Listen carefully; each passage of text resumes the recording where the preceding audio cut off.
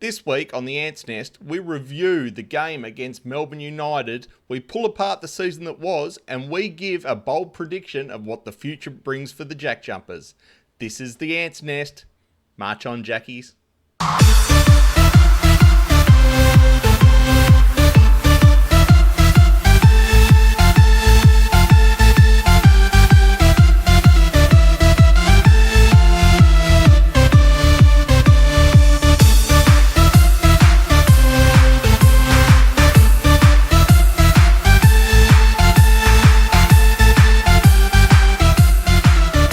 Ladies and gentlemen, welcome to Tasmanian Takeover. We are the number one for fans, by fans podcast where we talk everything Tasmania JackJumpers for the final time, sadly, this year, which is heartbreaking.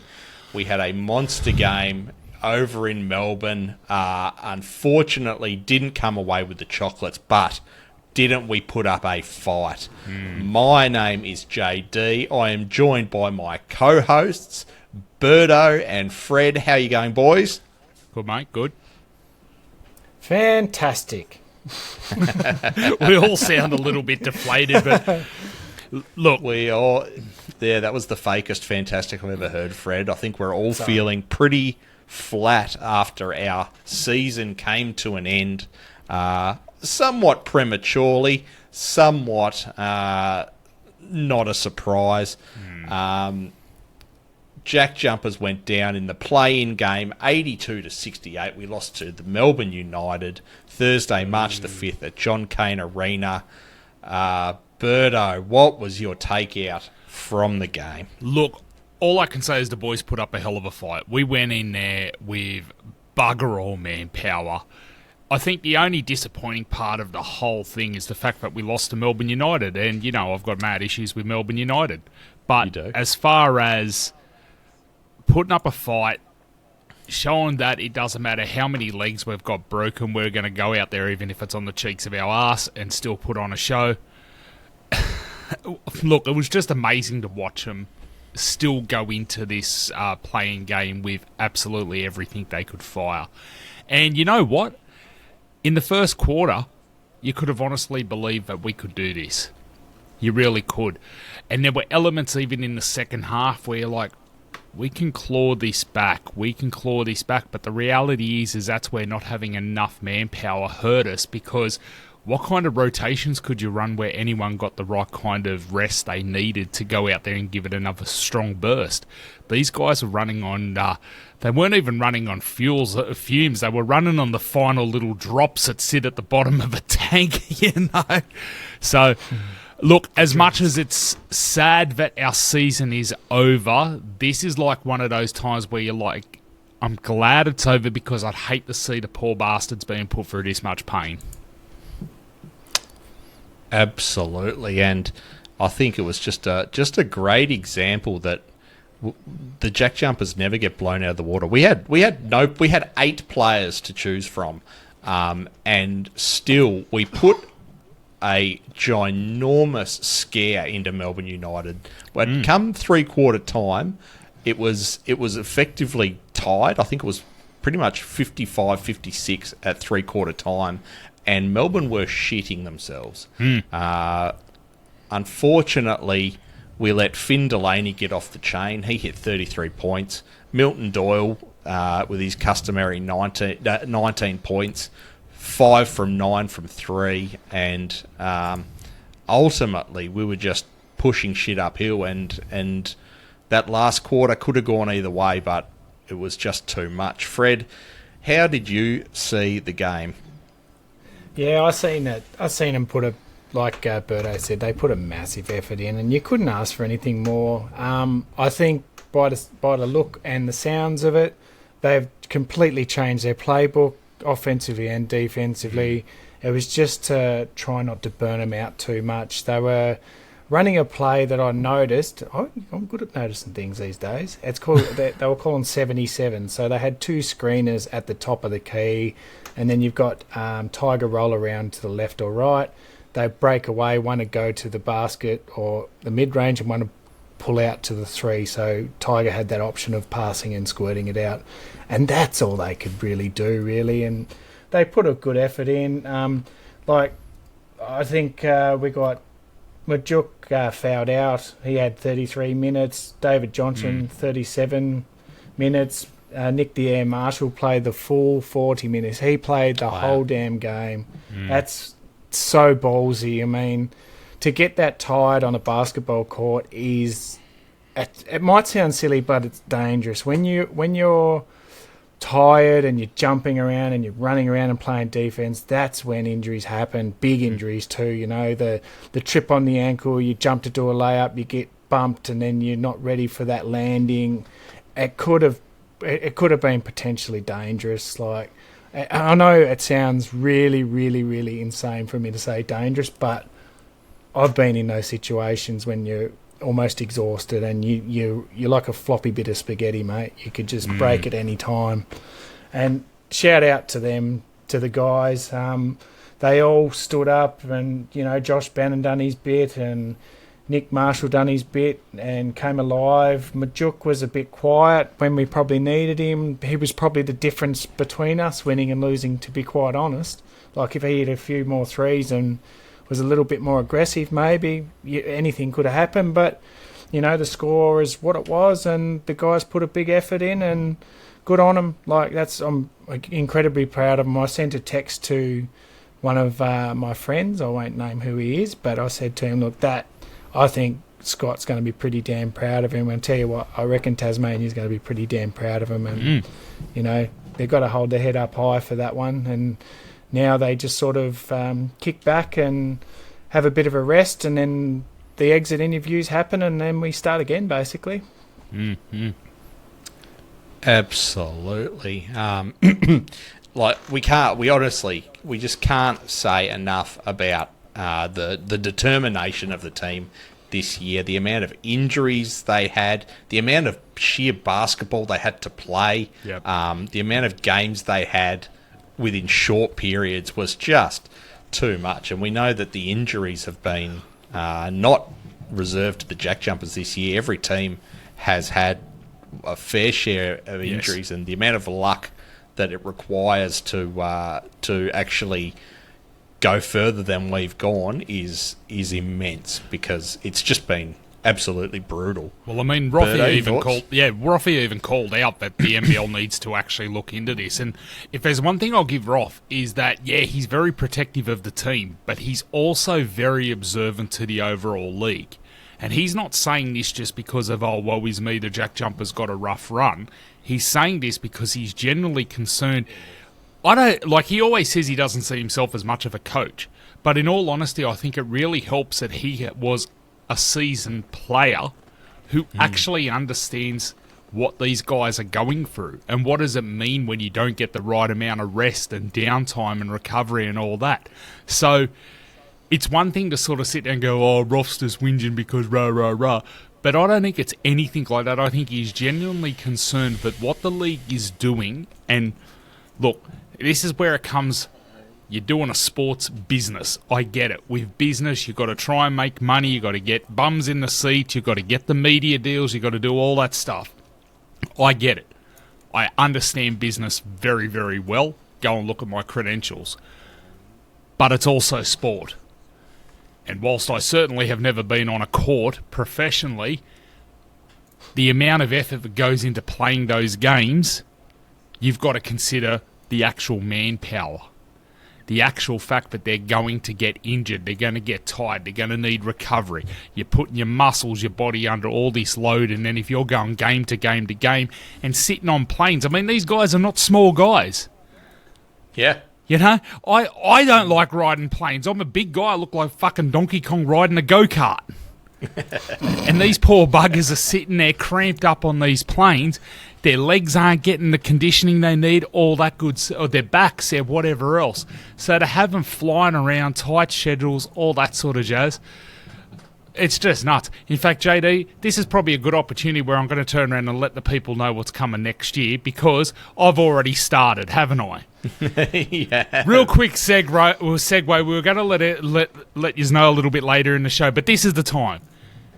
Next Do you want me to season, play the clip. play the clip, JD. Play that goddamn clip.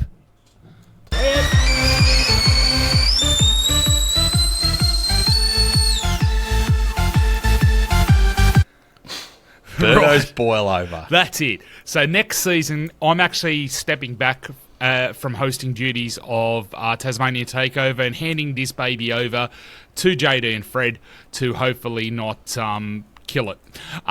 In the meantime, due to all the different things I've got going on and whatever else, I'll be sending in Birdo's boil over clips. So when something really gets my goat or I've got something to say, I'm going to record it and the boys can play it. What they do with it beyond that, I don't give a shit.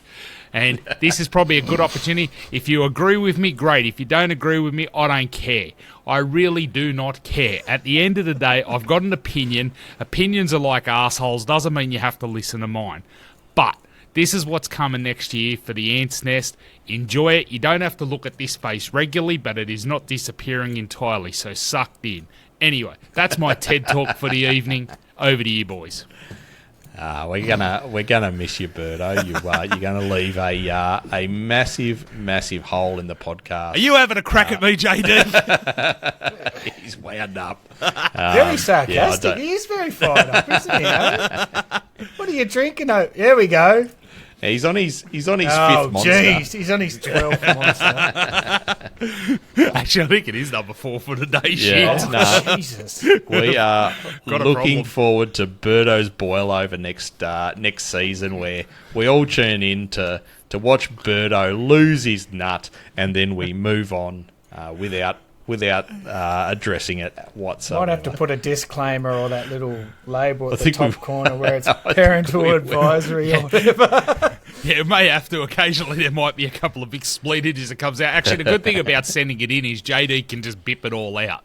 That's the best part. I'm not live. So there you go. You're going to have to sit there and do a little bit of editing. Add a few ducks, add a few buddy. Boom, boom. Actually, just use that like Windows crash sound. Dun, dun.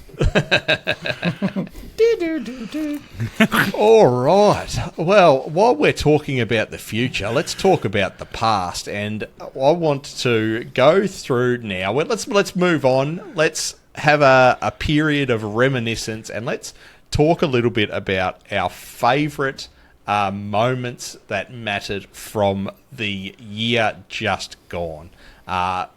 Fred, we're going to start with you. What was your favourite moment from the year for the JackJumpers?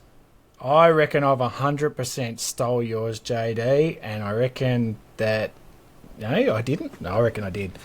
Anyway, this is the Air Marshal taking flight against Sydney and getting us the dub. This was him arriving at the NBL, I believe. This was the mark where he actually said, hey, all you guys gave up on me. I'm here at Tassie now, and I am playing. I'm a player.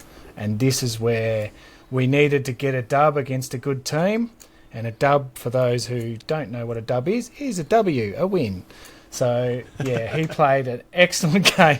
He played an excellent game. And then at the last few minutes of the game, he crashed and bashed his way through and put this beautiful layup on and got the win for us. And I wish it would hurry up because I am running out of things to say. Let me see if we can... Oh, we've skipped it. Here we go. Here it is. Here we go. The buzzer beater. The Nick Marshall buzzer beater. Here we go. Here we go. Oh, Bang. yeah. How you like It was that? almost a cross between a layup and a bloody fadeaway there. It was almost Dirk Nowitzki-ish, where he was a does that little bit. one-legged fadeaway, but it was like 2 centimetres from the basket, where Dirk is usually about 25 foot from it. Oh, it kind of gives him the big ninja kick on the way through and gets rid of that guy. Did you see that? I actually didn't notice that until then. So, Nick the Air Marshal, what an absolute star, and I hope you're a Jack Jumper for life, and I hope that some NBA team might have a little sniff at you, but like I said, I hope you're a Jackie for life, and I'm still the owner of Tiger Island, by the way. Yeah, I was waiting for you to come up with something, Tiger. Obviously, he didn't have enough of a standout moment for you to pick because he was just so consistently good. All right, let's move on now to my... you're going to have to wait, Birdo, unfortunately. Yours is going to be last. Mate, you always leave me last. I tell you what, I'm just, Yeah. I'm not going to be with you, so you just leave me like an afterthought. I'm going to give you the last word. That's what it is, because I know you Play like the That clip could be again. dangerous. all right, my moment from the year, and Birdo, you know I like to go a little bit left field. Last year I picked the game in Singapore. This one, and you may have forgotten about this, we went on a run early in the season, but unfortunately David Johnson did his calf, and that's where we scored an injury replacement import by the name of TJ Starks.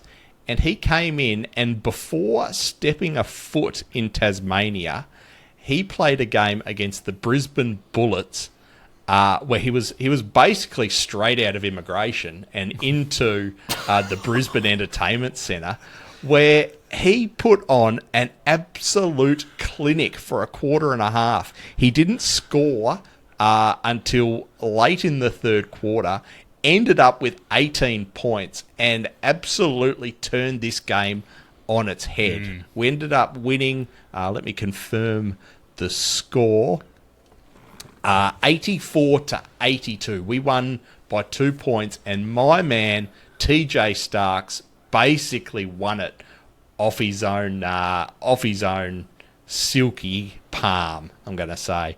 What do you guys remember about this game? I just remember how good it was that he was able to basically step off the plane and come and just do that. But I think it also was really quite a good plan of attack by the Jackies, because who would have had a chance to scout him? No one, I think, really knew whether he was going to be there for the game or not. Now, I'm not too sure. Maybe the Bullets had already started planning as the just in case we have to face this guy. But I don't think they had any idea. And so he was able to just run rings around him. He got off a plane from Kazakhstan. He was coming in from Kazakhstan. Very nice. Azkaban. He was, I think Borat was the coach. You go get the ball now and shoot. So to come in and put in a performance like that was my moment for the year. Boys, we've had a bonus moment. This is off. This is off the rails. This podcast. Oh, this one's fallen to shit. Honestly, we have a bonus moment from our boy JB, who was not on the podcast enough this year, and we're definitely going to have to get him on the Devil's Den at some point, because he's also a mad keen Richmond supporter. But he came and suggested that we do a focus on Will Magnay versus Melbourne early in the new year, where he put on a dead set clinic. I'll pull up his stats here. 27 points, 18 rebounds, and what JB really wanted me to show was Magnay's massive three at the end of the game. We're going to have to wait a while, because honestly, there is nearly 3 minutes of highlights that I put together for this game. To give some context, most entire game highlights that I put together are about a minute and a half. This one is about 3 minutes just of Magnay bullying everyone. Here we go. This is when he does the push-ups. Yeah. That's when you're feeling it, isn't it? Oh, that was I might have to give unreal. that one a go next time I play basketball. What about Absolutely. I was actually at this game with Dad. This is my one and only game I've ever been to, My State Bank Arena, and what a game to go to with just Magnay bullying Melbourne United. Nope. I wish we could have had him for the final. Wasn't to be, but these highlights are just awesome. Fred, what do you remember from this game? I remember my son absolutely loving it. That's the first thing I remember, because I was there just behind the hoop on the left-hand side near the player's entry. But what I do remember is, well, I don't know what he must have had extra pickle juice and about 20 monsters, because he was absolutely going cocoa bananas. He was so fired up for this game. I think it's because See you, you've Fab. got Fab and Doyle on the other end of the court. He just wanted to show him up, I think. But he played so well. He just got himself in the right spots. He was doing bloody layups like a 6-foot guard, and he just played his game to perfection. And they didn't have an answer for him. He just backed him down, popped him in, done some push-ups and shot threes, which was really, really strange. Absolutely. It was an unreal game, this one, and Mags really just stepped it up something chronic. Some of these blocks are just unbelievable. There was something. There was definitely something in the water that day because he just turned it on. I suppose this is a good opportunity. There to that bang straight in. I suppose it's a good opportunity to ask you boys: if we had have remained healthy, how big a contenders do you think we would have been? What with Hamilton as well? Yeah, like with the whole team, if the whole squad was healthy, okay, Shawnee Mack was out. Yeah. But outside of Shawnee Mack, if everyone else had remained healthy, how dangerous do you reckon we would have been? The sky was the limit. We were on a bit of a roll before Toasty done his his ACL. Yep. So it's really hard to say, but we were looking good. That's all I'll say. I'll say it. I'll straight out say that I reckon we would have been in the championship. Yep. Whether we took the cup or not, but if we had have remained healthy, if we had have had the full squad the way it was, because when we were healthy, we were deadly. Yep. They couldn't stop us. And it seemed like we got rid of that game plan from early in the season where we wanted to be fast and we wanted to be every other team in the league, and we went back to our defensive, gritty, hard-working Jack Jumpers basketball, and teams didn't have an answer for it. Yep. That was about 9 games in because we really did stink it up to start with. We weren't the typical Jackies like you said, JD. That was absolutely 100% spot on. We were playing a way that they thought that we should be playing, and that was to try and leak out and do the fast break type of basketball. But we just don't have that team. The team we had this year was a team that we had good ball users, good shooters. We were not quick at all. We didn't have any speed on the court, apart from probably Tyger. He might be the only one that could actually blister up the court. And Stark, when he was there. Let's say Stark. Yeah. But yeah, then when we went back to our fundamental roots, which was, I don't know how many times I harped on it, and Birdo, you're probably sick of me saying it, they just went back to that grit and grind. They went back to the defense. And I don't know how many times I said it. When you play solid defense, easier offense comes out of it because you've got a steal or a block. You're already up the court. They're not set. You get your jump shots. You get your passes. You get what you want, and that's how the Jackies play basketball. 100%. All right, I've left the audio on for this one, Birdo. So we're gonna watch the clip that you've suggested for your favourite moment of the season. Yep. Good. And it's 28 seconds that we've just got to sit and listen. Here it is now. I've been lucky enough, I don't know why, because I am a crappy coach at the end of the day, and it amazes me a tad. But, every year I've gotten tremendous offers to go some other places. I have another year on my contract, and I'll be back to open up that high-performance center in Tasmania, and the money can wait to go chase that. I can do that anytime I want to. But I plan on being back. I want to cry. Yeah. This is Did you my see? Go on, you Can go. I just add something there? Did you see when he was looking down, but when he said that, he looked up and he looked directly at everyone when he said that. Yep. He looked straight down the barrel. That's what I'll say about that. Yeah. Go ahead, Beto. This is my favourite moment because, okay, throughout the year you're going to have ups and downs. You're going to have great plays. You're going to have terrible plays. I have said it once, I'll say it 1,000,000 times, and I will fight anyone who argues me with this one. Scott Roth is the JackJumpers. When he moves on, it's going to be a really, really challenging time for us, I truly do believe. This has nothing to do with the championship. This has nothing to do with anything else but the challenge he took on as the so-called crappy coach to not only build a team here in Tasmania, to unite a state where, as someone who is an ex-Sydney sider who moved down to Tas, even I could tell that there was a real divide between the north and the south. Yeah, I saw the little flip off there.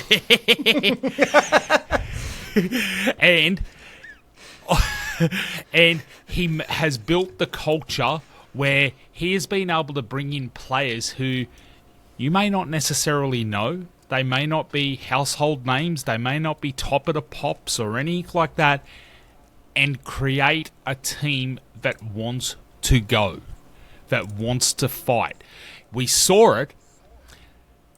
That last game, our playing game, where we knew that it would take a miracle to even come close to winning. There was no point in there where they looked deflated, like they were going to just phone it in because stuff it. In 80 minutes, it's all over and we go and have a holiday. Those boys put it all on the court, and that doesn't come from just the players. That comes from the coach. And he might say it's his coaching staff around him and all that. As someone who's in management, I know that it takes good people management. No. Good leadership to rally the troops. It's easy to rally in the good times. It's harder to rally in the bad times. And when the bad times feel good, you as a leader are something special. So when he clarified that he wants to come back, that does two things for me. Firstly, if he doesn't come back, some asshole in the back office has made a decision that I hope Tasmania goes and changes the mind of. And secondly, this man finally gets his flowers for all he has done by opening the one thing that he has wanted since day dot. And I'm not going to get into a Birdo's boil over, but if you want to ask me who my favourite jack jumper is, it's Scott Roth, and it always has been from day dot. And it goes beyond basketball. He talks a lot about how there's more to this than the basketball. There's more to life than basketball. He is a man that he could write a leadership book and I would read. He could do TED Talks and I would listen. I have watched the presses and been more engaged with presses in some games because of that man. Secondly to that was Captain Clint, who, honestly, I really would love to see somewhere back in the Jackie's fold down the track. And yet I also started to see it with Magnay a bit, which shows that the mentor at the top is doing something that is very difficult. Coaches will come and go in teams, but by Christ, I reckon we're only ever going to have one Roffy. And if they don't erect a statue, name the road going to the Performance Centre after Roth, or something like that so that he is not forgotten, and he should never be forgotten, then an injustice has been served, and we, as the Ant Army, need to ensure that gets resolved. And there's my second TED Talk for the evening. Thank you very much. Well, Scott Roth Way, they should call it, the road. Yeah, Scott Roth Way, yes. Yeah, I love that. Yes, oh, I do like that. That is beautiful. Yeah, Scott Roth Way. You heard it here first, ladies and gentlemen. I don't know anyone on the Kingborough Council, but if you're listening to this right now, know anyone on the Kingborough Council. actually, let's just get get a call to arms here. If you guys might know about how Parkway Drive, the band, is actually a road called Parkway Drive, and they can't keep the street sign up because everyone's always taking it. Well, how about every time they try and put a street sign down, like put one up, we take it down and replace it with a Scott Roth's Way? Yeah, absolutely. I love it. All right, we've just about reached the end of our episode, but before we go, I want you boys to give me your big headline that you predict will be next year. What Jack Jumpers headline do you think will be presented next year on the front page of the Mercury? Birdo. Healthy Jack Jumpers win one more championship for Roffy. Oh, I love it. Stole my thunder. You Fred, bastard. what have you got? I've got I'm going to call it. I've already got Rothy Way on the way. I'm going to say Jack Jumpers land unlikely superstar. Ooh, okay. Care to say which unlikely superstar it's going to be? No. No. I'm going to. Oh, you go. I'll just finish off by saying that I just got a stupid feeling that there's someone that's a bloody good player out there that's Mitch gone. He's not a superstar. He's good, but he's all right. He's all right. Yeah, I reckon there's someone out there that's gone. They're either just finished their career in a higher league, and they've gone, I might go finish my career down there, and they're a superstar. Love it. A bit like JaVale McGee this year, sort of style. I love it. Yeah. All right, I'm going with, on the eve of the season, JackJumpers re-sign Bryce Hamilton for 2 years despite ACL injury. That's what I'm going. I'm full bore on getting him back. He is the best talent we've seen play for the JackJumpers. Give him 2 years. Give him all the time he needs to recover. Let's get TJ Starks back for the start of the season as the injury replacement. And let's do it all again. Stark. Absolutely. I love it. There's a question for you guys. Out of the imports, and let's go wide. Out of all the imports we've had, let's assume that we could ask anyone back. Mm-hmm. Which 3? 3? Well, hasn't been that many. No, I'm saying with 3. What do you mean there hasn't been that many? Dickhead. Which 3 imports are we targeting out of any import we've ever had? You've got Hamilton, obviously. Yeah, Hamilton, Josh Adams, and Mikhail McIntosh. Really? McIntosh? No, he was terrible. Oh shoot! I was going to ask be Hummer to come back. I was going to be a smart ass and say that Russian bloke, but no one remembers his name. The Russian bloke? Yeah, there was a Russian guy. Remember? Oh, who was our very first? Dean, Sia Deans? No. I know who you're talking about, but I don't know whether he actually played a game with us or that. Did he? No, he was more like a development player. Yeah, it was one of those development player. Yeah, what's those? Not all. What they call them? The Next Stars. It was our first foray in the Next Star, and it just didn't work out or something. The contract ended up being released. Yeah, I think he missed home or something, and he ended up going home. Yeah, it's not like Mother Russia. Anyway, I reckon Jordan Crawford. Mm-hmm. Of course. Tyger have that dynamic duo, and of course we'd have to have Toasty, the Ham Toasty. He is.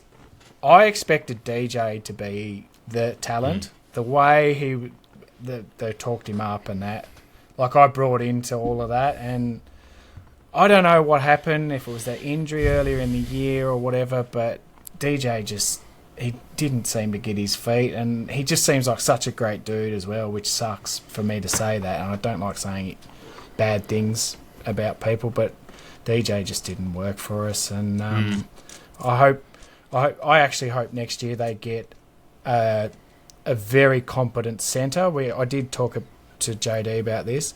I hope they get a very competent centre to back up Will, and they say 20 minutes.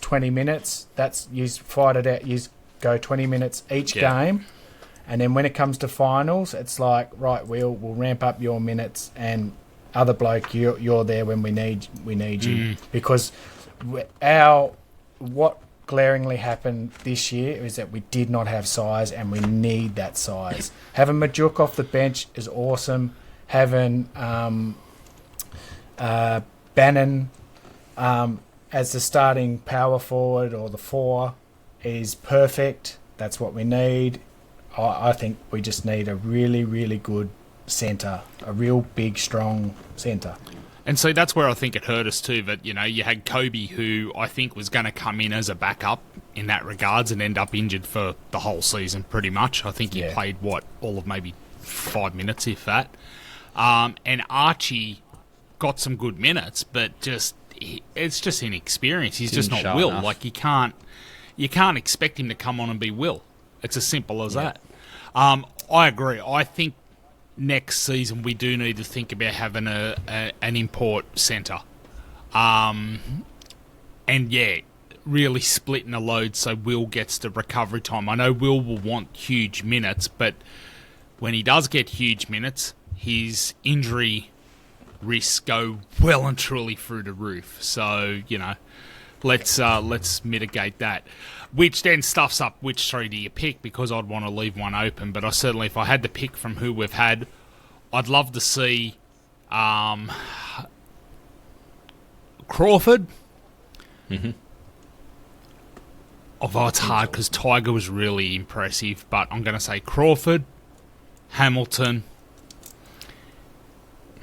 I'd love to see Josh Adams, but I just don't think that will ever happen. You know who I would like to see back, and he's had a chance to spread his wings, go and play with another team, and then he realises that the Apple Isle is where he should be? Doyle.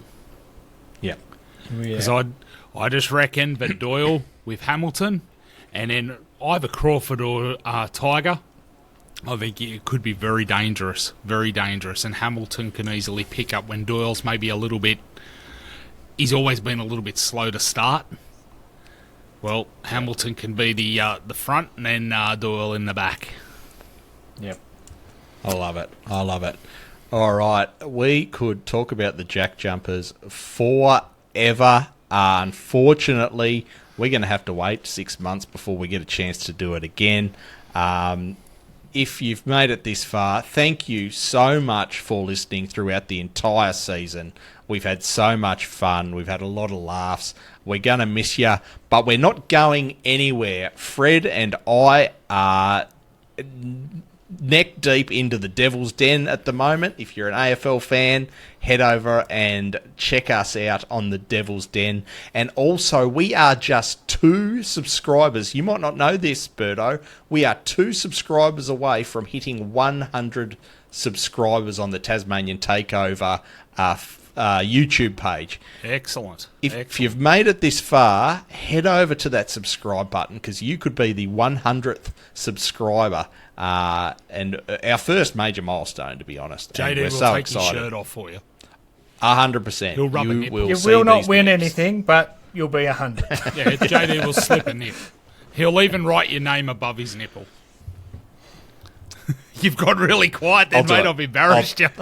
I'll do it. I'll have to shave all the hair off because I'm so masculine. But I will write it under a shaved patch of hair. Ladies and gentlemen, thank you so much for listening. And as always, march on, Jackies. March on. March on.